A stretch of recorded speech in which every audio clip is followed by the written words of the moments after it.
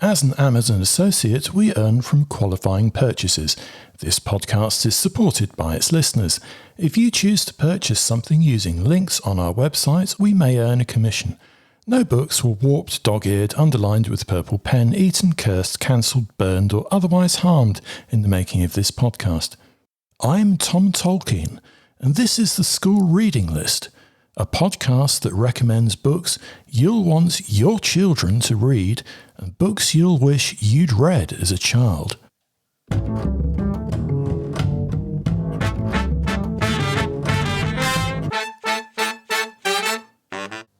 To kick off episode 9 of the School Reading List podcast, let's rip open some book post. And first up from Scallywag Press, we have Ivy Newt and the Storm Witch by Derek Keilty and Magda Broll. When Ivy's parents, the king and queen of the Sandwiches, carry out a spectacular birthday magic vanishing act surprise for her, there's a problem. Ivy cannot find them anywhere. So she teams up with Tom to search the lands of Maricula on broomsticks and flying carpets. This quirky and immersive illustrated short chapter book would engross newly independent readers in Key Stage 1 and is perfect for group reading with lower ability Key Stage 2 children. And this one features on our gardening topic book list, I Heard a Bird by Rob Ramsden. The garden comes alive in this delightful book for young children. With captivating illustrations and a rhythmic story, preschoolers will be enchanted by the sights and sounds. Magical and lyrical, I Heard a Bird is a charming text to encourage children aged 3+ to observe and appreciate nature. Get ready to spark your child's imagination and cultivate a love for the outdoors. And this one's from Otter Barry. Small Stanley's Big List of Scary Stuff by Angie Morgan. Small Stanley is determined to emulate a superhero and act as if he's frightened by nothing. But when he encounters creepy crawlies, things in the dark, and the horrors of getting lost, he begins to lose his confidence. Grandad has other ideas and comes up with a clever idea to create a list of all his worries to help Stanley understand and conquer his fears. With vibrant illustrations, relatable situations, and eye-catching typography, this is a wonderful book to read, share and discuss with younger children and EYFS classes. Highly recommended.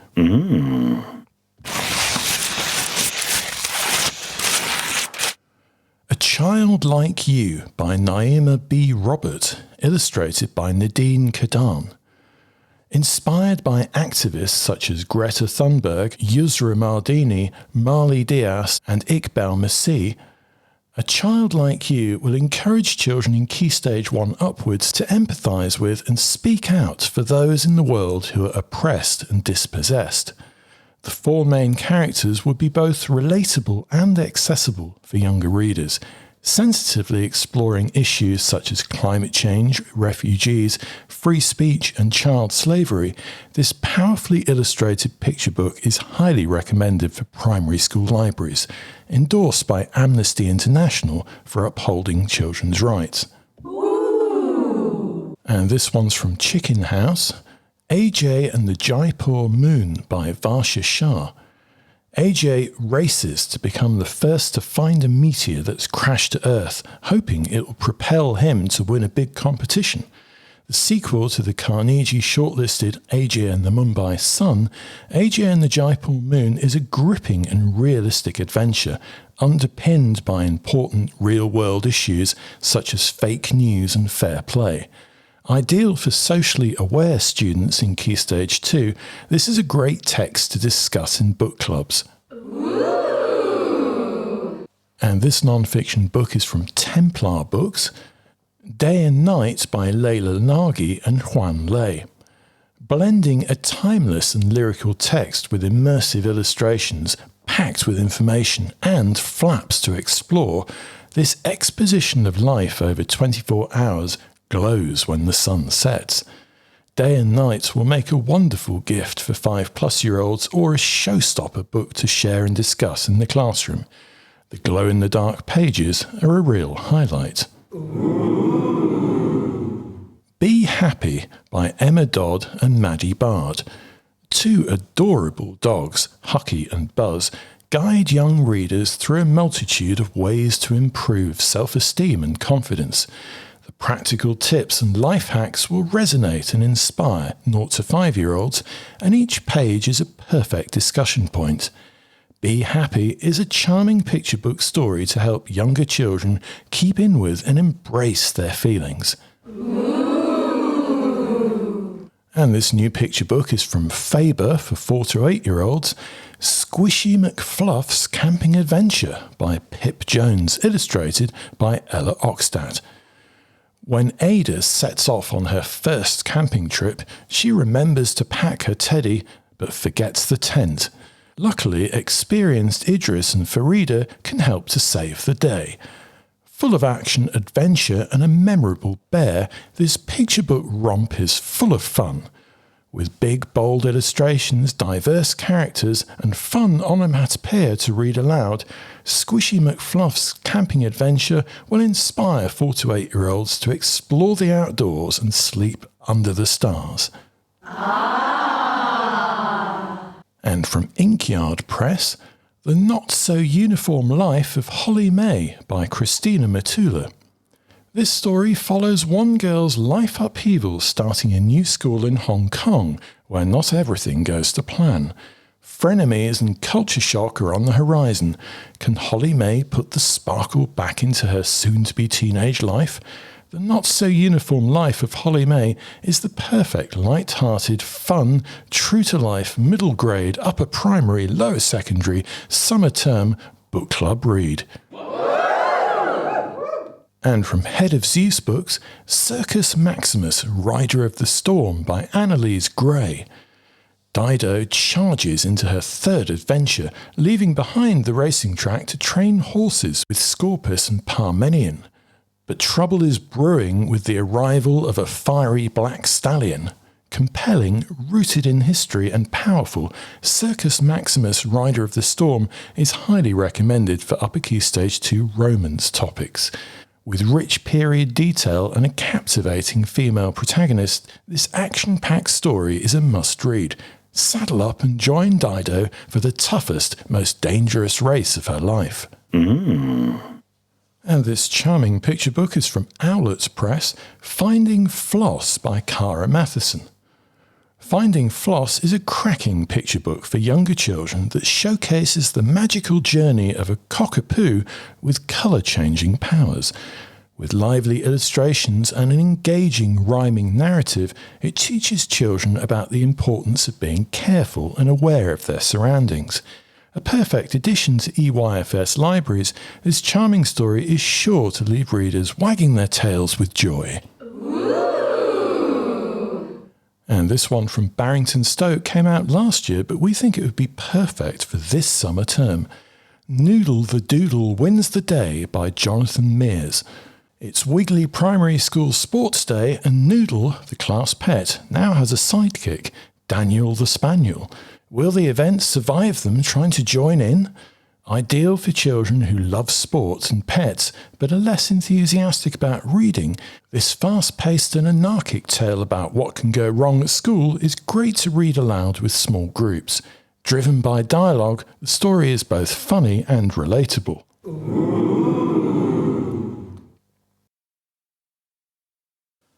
Thank you to all the publishers and publicists for sending us books to review here on this podcast and on our website schoolreadinglist.co.uk.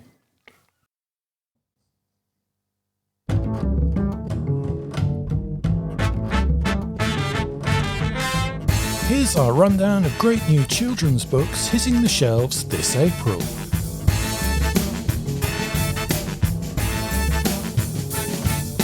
Hilda, Knight of the Trolls by Luke Pearson. This Is Not My Home by Eugenia Yo and Vivienne Chang. Nick Blake and the Remarkables by Angie Thomas.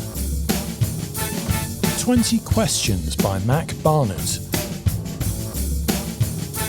Love the Earth by Francis Stickley. The Tree and the River by Aaron Becker. Yellowstone by Catherine Ard.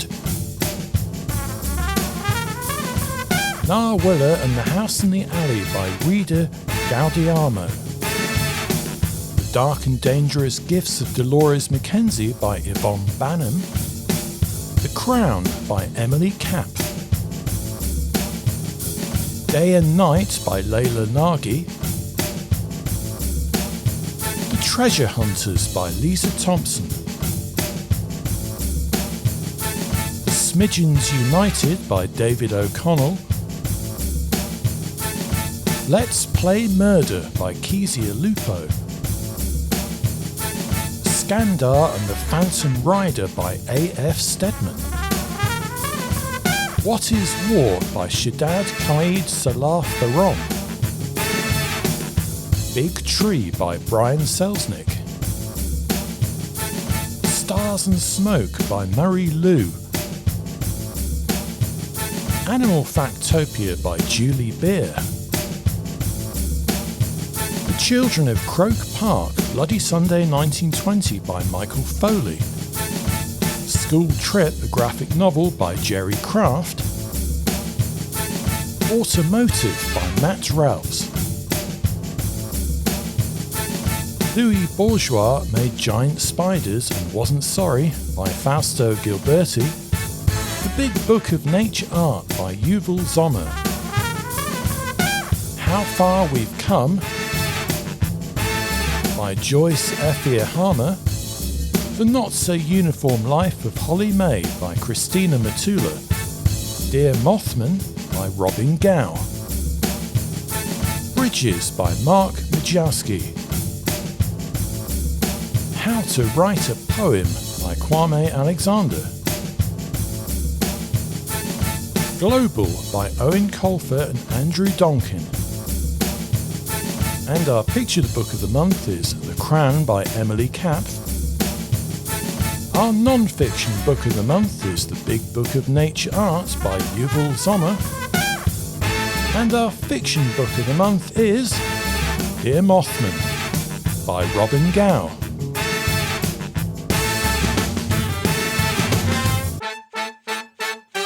On your bookmarks, typeset, turn the page.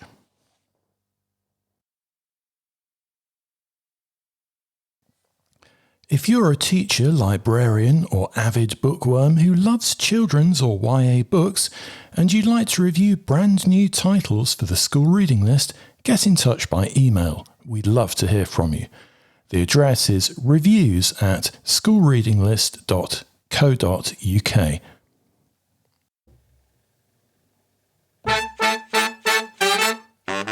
ChatGPT. Will this development in AI technology help or hinder students? And is it worth students reading ChatGPT responses? I'm particularly interested in how AI will impact English teaching, essay writing, reading comprehension, and exam coursework. The first thing that really needs to be considered is it really AI? And the answer is no. ChatGPT isn't sentient. It doesn't think for itself.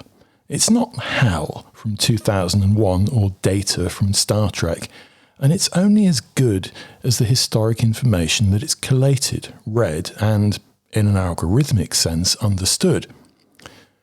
Can you detect the use of it? Yes, and increasingly yes in the future. And how do you detect its use in student essays?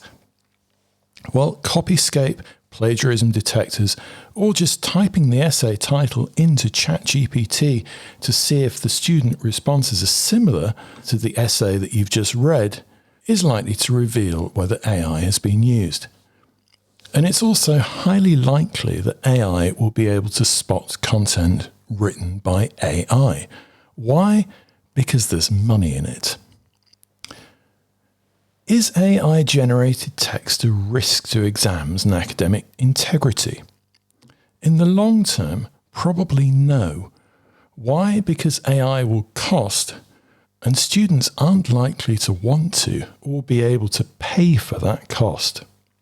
It's worth noting that the current ChatGPT web portal is a free research preview, and it won't be free forever. And if you want complete access, it already costs. It's currently $20 a month. In the very short term, if your student has the coding skills, there's a very short window of now when academic integrity is at risk. The ChatGPT free website will produce A-grade paragraphs for an essay, but it won't churn out more than 400 usable words in one go, not without some cunning and trickery. You can ask it to write one paragraph at a time, but the output gets very repetitive very quickly. And crucially, ChatGPT isn't yet capable of remembering what it's already written.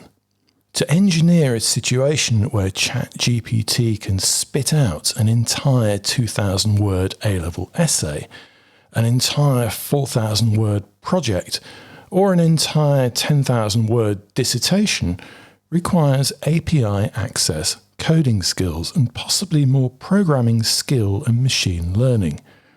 And this type of API access will require a paid plan. So there are two options. You can spend more time than it would take to write the essay coding a ChatGPT API integration to deal with all the prompts, learn the material and write an essay, or you can pay for access to an existing ChatGPT 4 app that's capable of dealing with such specific writing requirements. Now, these do exist, but you won't find a good one for under £30 a month, and those costs are only likely to go up in the future. The risk, as I see it, isn't that students will flock to ChatGPT and flood their teachers with AI-written essays. The risk is that over time, the essay farms will reinvent themselves and re-emerge as AI-driven paid portals for students who can afford to pay.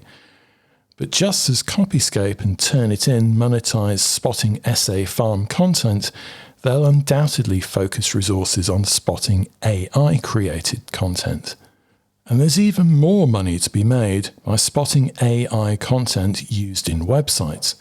Search engines such as Google and Bing have already made noises to imply that substantial use of AI-created content in websites will be viewed as spam, and spam will be punished. The SEO industry is fighting back, offering expensive products to allow website operators to check if Google will see their content as spam, and even more expensive services to try and repair AI spammy-looking websites. So even at this early stage, AI text content is being viewed as a somewhat sordid tactic, best kept hidden away. The biggest risk posed by ChatGPT, Bard, and other AI bots is the information itself. ChatGPT is reliant on its trusted sources. It learns from the gigabytes of data and billions of words it consumes, and there's no transparency yet on what those sources are, how ChatGPT chooses them, or how ChatGPT determines their reliability. Expect the next internet battleground to be how to get your content used, reworked, and spat out as truth by ChatGPT and AI. Everyone is going to want their website recommended, their version of events used, and their opinions valued by ChatGPT. So, expect bad actors, information states, and disinformation farms to flood the internet with false histories, biased narratives, and fake news just to push, mislead, or simply confuse ChatGPT into outputting advertising, political spin, or outright lies in its answers. And wherever there's money, power, and means thrown at controlling information, the risk of disinformation and manipulation will be rife. Whether ChatGPT can cope with all of this may be what determines its long-term success or failure. Students, teachers, and academics need to be aware of this and tread lightly. So those are the negatives. Are there any instances where ChatGPT and AI will prove useful in the classroom, particularly in English lessons? And the answer is yes, in certain circumstances. Yes, in helping students plan, making sure they've not missed a key topic point and helping to improve writing. ChatGPT is great for rewriting content, rephrasing text and reframing prose. It's good for developing arguments and positing opposing views. Students can ask the AI what it thinks of a piece of text and how to improve it, and often the suggestions will be helpful and spark ideas. ChatGPT can offer quick marking of simple tasks, instant feedback on written work, and offers suggestions for improvement. But the quality of the feedback often depends on the precision of the prompts given to ChatGPT. AI and chatbots can provide an antidote to writer's block and blank page paralysis. It can also help students get started and crucially help students to finish a task. So should teachers and students be using AI to enhance English teaching and learning? Yes, but beware. In the long term, it's likely that AI will be useful in some form, but the reliability of the data used to formulate responses needs more transparency, and it'll be interesting to see how much a useful form of AI will cost. But at the moment, it is worth exploring developments such as ChatGPT as a writing prompt, source of inspiration and planning tool for students who struggle to get started or need assistance with structuring ideas. Now, to give you a few ideas as to how ChatGPT could be useful in English teaching, we decided to interview it. And you can read all the questions and the answers, including the resources it created instantly, in the chat notes on our website. So, good afternoon, ChatGPT. Do you think ChatGPT and similar AI will be good for education and students? Yes. ChatGPT can quickly provide students with answers to their questions. Personalized learning experiences. I can analyze a student's learning history and provide tailored recommendations for further study. ChatGPT can facilitate group discussions, provide feedback on written work, and assist with language translation. ChatGPT can help students generate new ideas and perspectives, providing them with a new way to approach problem solving and critical thinking. Do you think the use of AI will encourage cheating in exam coursework? There are several measures that can be put in place to minimize the risk of cheating. Restrict access to AI language models during exams. Educate students about ethical use of technology. Use AI language models as a teaching tool. How can teachers determine whether AI has been used to write a student's coursework? There are some strategies that teachers can use to determine whether AI has been used. Use plagiarism detection tools. Analyze writing patterns and styles. Look for inconsistencies in the student's work. Conduct interviews or discussions with the student. Do you think AI will develop to the point that it could replace human teachers in any scenario? I don't think ChatGPT will be able to completely replace human teachers in the foreseeable future. Good teaching requires empathy, creativity, and critical thinking skills that are difficult to replicate in an AI system. Human teachers provide support, guidance, and mentorship that are crucial for students to succeed not only academically, but also in their personal lives.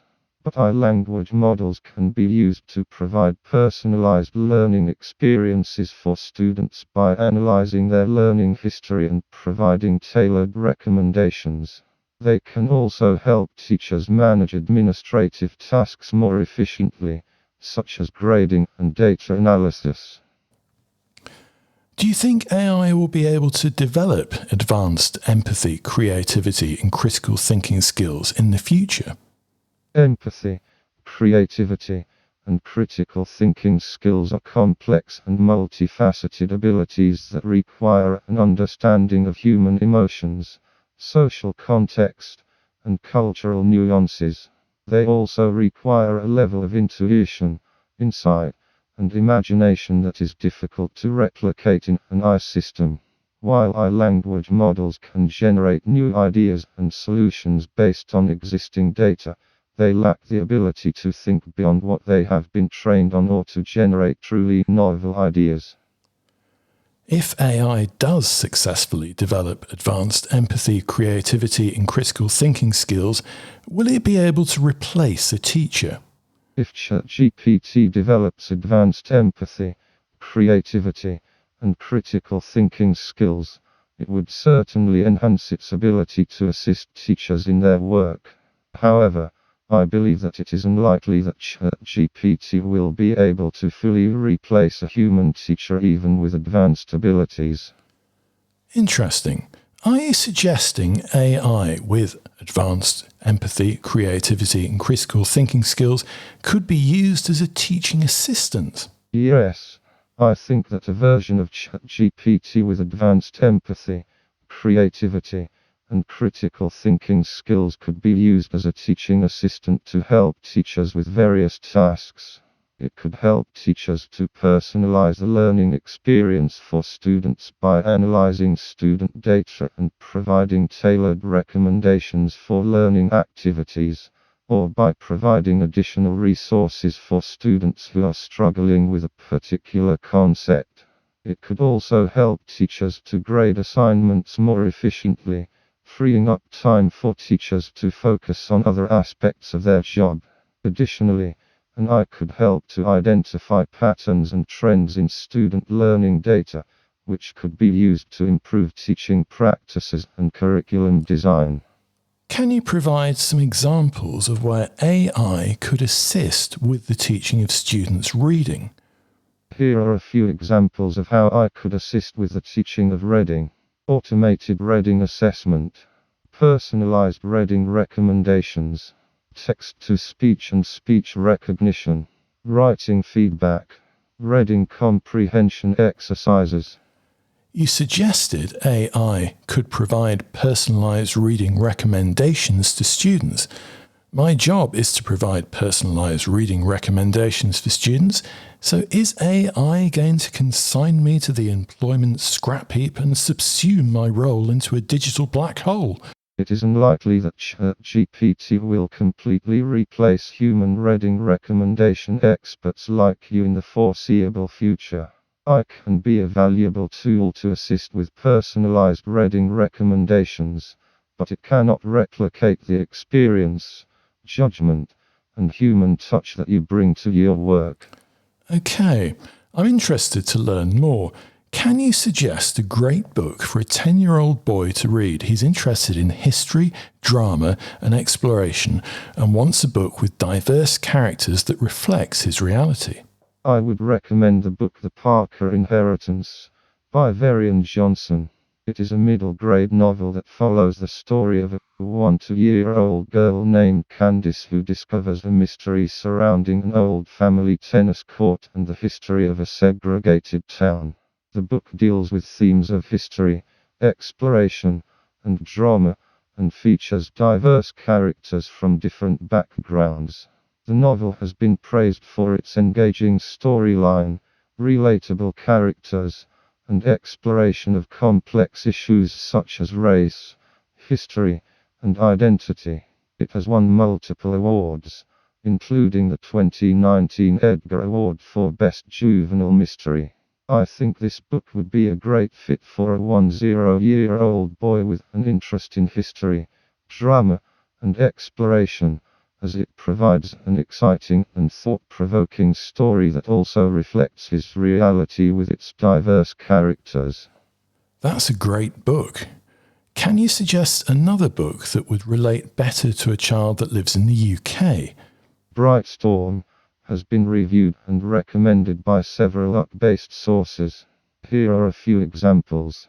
The Guardian, Children/Year Book Roundup. The School Reading List, Books for Year 5. The Bookseller, Book of the Month. Okay, let's be more specific. How can a teacher use ChatGPT to assist with the teaching and assessment of students' reading? ChatGPT can assist teachers with the teaching and assessment of students' reading in several ways. Personalized reading recommendations. Writing prompts. ChatGPT can generate writing prompts based on a text that a student has read. Essay grading. ChatGPT can also be used to grade essays and other writing assignments. Vocabulary instruction. ChatGPT can help teachers to teach vocabulary in context. Reading comprehension exercises. ChatGPT can also generate reading comprehension exercises that are personalized to a student's reading level and interests. Okay, ChatGPT, please can you generate a reading comprehension exercise tailored for a 10-year-old in England who is currently at level 4 and working towards level 5 of the national curriculum? The reading comprehension should use a text with a reading age of 11 to 13 and include a variety of short answer, multiple choice and longer answer questions. And if you'd like to read what ChatGPT produced, it's in the program notes. Thank you, ChatGPT. Have you learned about the national curriculum requirements for England in Key Stage 2 for English? Has your system been trained on SATs examination and marking procedures? Yes, as a language model, I have access to information on the national curriculum requirements for English in SC2, as well as on SATs examinations and marking procedures. I have been trained on a large corpus of text data, including educational materials and resources, which includes information on the national curriculum and SATs.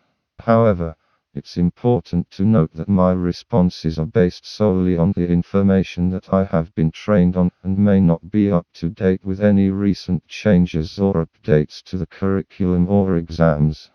Do you think SATs exams are an efficient way to test pupils' achievement in English at the end of Key Stage 2? SATs provide a standardized and objective way to measure student achievement and provide useful data for schools and policy makers. But SATs place undue stress on students and teachers, can lead to a narrow focus on test preparation, and may not accurately reflect a student's overall performance in English. SATs exams are just one tool used to assess a student's achievement in English at the end of SC2. Other assessments, such as teacher assessments and portfolio assessments, may also be used to provide a more comprehensive picture of a student's performance. What would you say to a teacher in the staff room who exclaims, "Meh, AI skullduggery, we've never done it like that before, I don't think we're ready for AI, let's stick to the tried and tested, no need to rock the boat"? It's understandable to feel hesitant about incorporating new technologies into teaching, but it's important to remember that ChatGPT can be a powerful tool for supporting student learning and improving educational outcomes. While it's important to continue using tried and tested teaching methods, incorporating AI into teaching practices can help teachers save time, provide more personalized support to students, and enhance student engagement and learning. It's important to remain open to new ideas and approaches that have the potential to benefit students and to continue learning and exploring how artificial intelligence can be effectively integrated into the classroom. Thank you, ChatGPT, you've been a great guest. We are Bob GPT. Teaching is futile.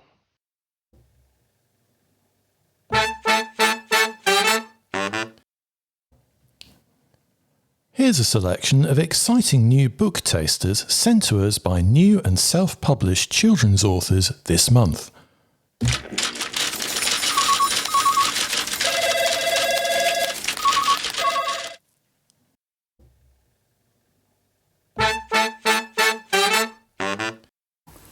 Dumb Orphans, the Bundu Bunch trilogy, is a novel based on the real lives of survivors of the most deadly global pandemic of our time. A group of left behind and left alone orphans of the HIV/AIDS pandemic in southern Africa are called dumb by others in their community. They struggle to overcome this label and unfair treatment by their community headman.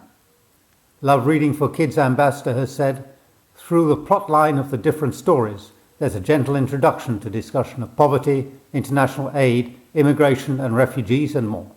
With illustrations depicting key scenes, this represents an easy way to introduce these topics for younger readers. An online book club reviewer has said, this book is an inspiring story every teenager should read. It should be included in the list of literary texts for schools.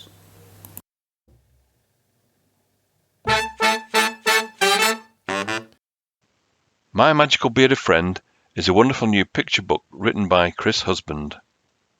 With rhyming words and an engaging vocabulary, with an amusing and whimsical tone, it will help even the most hesitant children work on their reading skills. The engaging and imaginative illustrations will entice children to look upon them again and again. These, along with the nocturnal theme, will ensure My Magical Bearded Friend will become a firm favourite at bedtime. You can buy My Magical Bearded Friend online at Amazon and Barnes & Noble, or log on to the website chrishusband.com.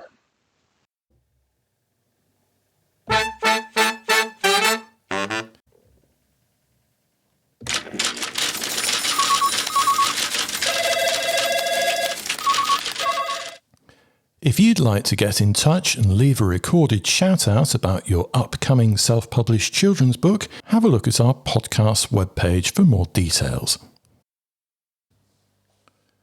And the big new list on our website this month is our picks of the best children's books coming out in summer 2023. This list of over 50 books contains our selection of top titles coming out during the school's summer term during April, May, June and July. So it's perfect to stock up your school libraries, classroom libraries and use as reading suggestions for the summer holidays and summer reading challenges. And in the next few minutes we'll pick out a few of the highlights, and if you want to have a look at the entire list, you'll find it on the front page of our website. Not to be missed in the picture books category, we have Manolo and the Unicorn by Jackie Azua Kramer, Flyboy by J.J. Bowler, and 10-Word Tiny Tales by Joseph Colo. And one book that will really appeal to EYFS teachers is The Dream Book, a bedtime adventure about dream journaling for the very young by Bea Milo.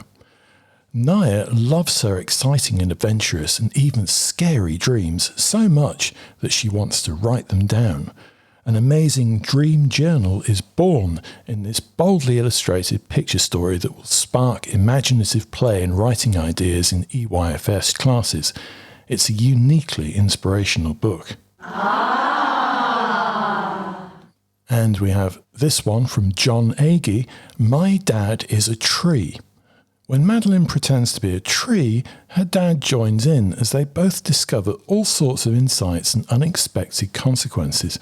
Inventive, imaginative and filled with positivity, My Dad is a Tree is a wonderful book to read and share with younger children, and to use and explore and discuss mindfulness and develop inference and empathy skills.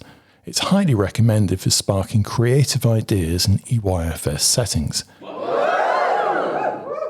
And there's a beautiful reissue of Helen Ward's anthology of Aesop's animal fables. The Hare and the Tortoise, the Lion and the Mouse, and the Goose that laid the golden eggs are just some of the timeless traditional tales of wisdom in this large format collection. Beautifully produced with exquisite illustrations, this anthology is a book to treasure. It's the perfect gift for 6 to 9-year-olds and a stunning book to share with whole classes in Key Stage 1. And in the 7 to 9-year-old fiction category, this one mustn't be missed. Son of the Sea by Richard Pickard. Casper dreams of swimming, but has to hide his uniquely webbed feet. But then he discovers how he's linked to the sea and his life changes forever. Perfect for more able readers in Year 4, Son of the Sea will make for an enthralling and thought-provoking class reader, and also a sparkling tale of positivity for 9+-year-olds. There's a complete review on our website. Ooh. The Thief of Farrowfell by Rowena Garon.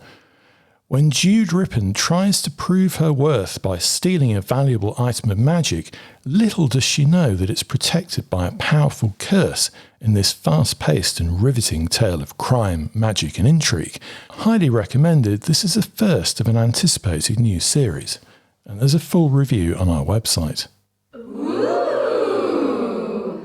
Kofi and the Rap Battle Summer by Jeffrey Bokier. When Kofi finds out that his best friend Kelvin has a photographic memory, they hatch a plan to make lots of money in this engrossing music-themed page-turner for 9 to 11-year-olds. With laugh-out-loud dialogue and characters that children will empathise with, Kofi and the Rap Battle Summer is ideal for Key Stage 2 libraries, and there's a complete review on our website. Ooh. And in the teen category, How Far We've Come by Joyce Afia Harmer. Desperate to flee plantation slavery in Barbados, Oba puts her trust in Jacob, an outsider. But Jacob is from 200 years in the future, and his idea of escape lies in the 21st century. Powerful and unforgettable, How Far We've Come is not just a cracking historical time-slip story, but a prescient and pertinent text that tackles important themes of equality and how we view the past.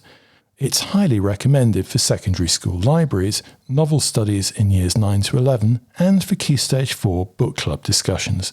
Ooh. The Isles of the Gods by Amy Kaufman. An unforgettable and winning combination of all-powerful gods, magical fantasy, and young adult romance, The Isles of the Gods sees protagonist Sally thrust into the dangerous and exciting world of Prince Leander of Alinor in this, the first of a blockbuster series. Startlingly immersive, we think The Isles of the Gods will be extremely popular with students in Key Stage 4. Highly recommended. And this cracking encyclopedia in our non-fiction section is from Britannica Books. Animal Factopia. Follow the trail of 400 beastly facts by Julie Beer. Did you know that apes pick lice out of each other's fur and eat them? This and 400 other beastly nuggets feature in this chunky hardback that's bursting with fact-checked energy and inspiration. With bright backgrounds and eye-popping photography, Animal Factopia will be a surefire hit with children in Key Stage 2. Super Small, Miniature Marvels of the Natural World by Tiffany Stone. 4 to 8-year-olds will love this exciting and brightly illustrated guide to small creatures that possess incredible real-life superpowers.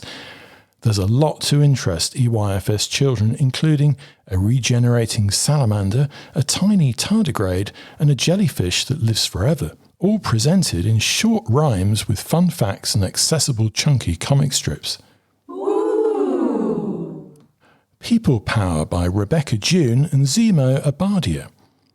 Highlighting 13 pivotal instances of peaceful protest in the past 100 years, this accessible and boldly illustrated non-fiction history book is perfect for upper Key Stage 2 classrooms and libraries, including the Montgomery bus boycott, the fall of the Berlin Wall and Fridays for Future. Children will appreciate and empathise with the issues and non-violent approaches. Uplifting and inspiring, each page is filled with hope and positivity. Highly recommended and ideal for individual projects and home learning. And to have a look at these and another 50 highlights for the summer term, go to the page on our website where it's possible to order all of these from Amazon or bookshop.org.uk, either individually or in class sets or for bulk orders.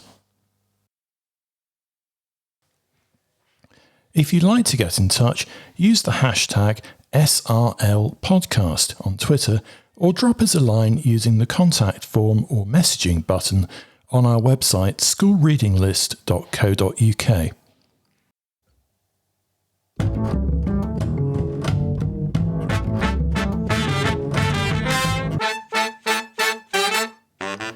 And all the books lived happily ever after. The end.